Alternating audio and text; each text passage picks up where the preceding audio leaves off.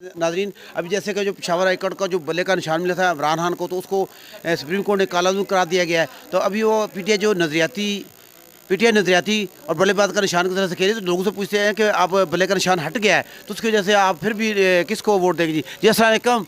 वालेकुम सलाम सर। हाँ, ये बताएं कि अभी पीटीआई को जो बल्ले का निशान है वो उन्होंने वापस कर लिया है, लेकिन फिर भी आपने वोट किसको देना, जरा बताना। हमने पीटीआई को देना है, जो मर्जी हो जाए इमरान खान को वोट देना है। किसको वोट देना है? इमरान खान को ऑब्वियसली। हाँ जी, इमरान खान में क्या क्या खूबी है, उसमें क्या काम किए, जरा बताना। खूबी तो सबके सामने ही होती है, he is an honest man. उसकी पॉलिसीज़ डिफरेंट हैं, उसने जो बातें की हैं वो सबसे डिफरेंट हैं।